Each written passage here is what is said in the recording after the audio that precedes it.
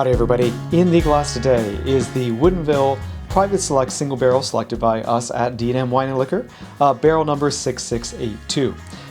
It is at cask strength and it is 58.23% alcohol by volume or 116.46 proof. That's a bit of a mouthful. Now, Woodinville, we've done a single barrel with them before, I think back in 2019, so this is the second barrel that we have done with them.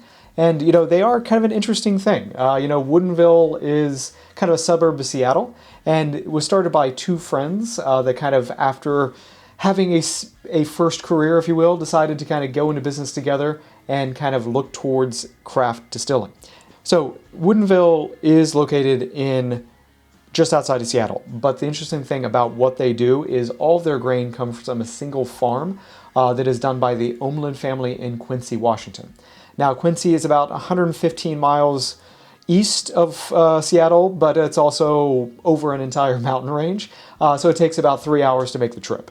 Now, the Omlin family, they do non-GMO grain, and they have also kind of worked with Woodinville that is where the rick houses are located. So the grain comes from Quincy over the high mountains to Woodinville, where it's distilled, and then it's moved back over in barrel form to age on their property in Quincy. This also has the distinct advantage of a slightly warmer environment in Quincy. It has more climate. It has more seasons to it, if you will, versus what they experience in Seattle. So you do get more of those kind of extractive characteristics from the oak barrel.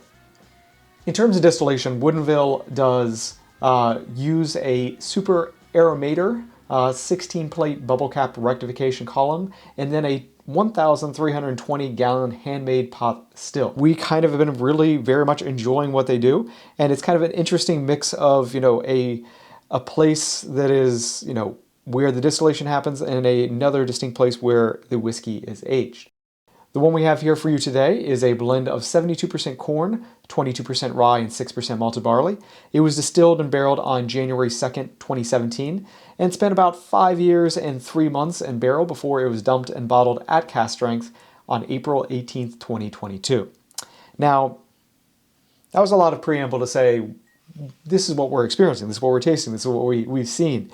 And the fun thing about this one is, when we first tasted the barrel samples, we got a lot more like rye notes. Now that we have it in finished bottle form, we're getting some really interesting kind of clean cereal grain, but also those kind of toffee, butterscotch, and a little bit of that nice spice note as well. When I had done our initial tasting notes, I included things like, warm spice, clove, orange peel, cigar box caramel. Having now experienced this, again, with it sitting in the glass for about 25 minutes or so, you get those really nice sweet notes. The wood notes are there, but I think they're in service to the sweet, as well as those grain characteristics coming through to boot. On the palate, there is a great sense of texture and weight and oomph in a lot of ways. I mean, you can taste that this is 58% alcohol by volume, but doesn't come across as overly hot. You get those kind of good cereal grains mixed with those kind of toffee and butterscotch notes. I think that one of my colleagues, Spencer, said he was like, oh, this is quite some fun cereal grains. While Karen was really all about that kind of toffee as well as fresh grain, and then the butterscotch that came into play after being left in glass for a bit. While David was all about, the fresh rye, fresh grain, citrus peel kind of aspect to it. I think he even said it had a honeyed grain characteristic on the palate. More than anything else, this is a delightful bottle of bourbon, and we are quite happy to have this as an exclusive at D&M. We hope you give it a try and enjoy.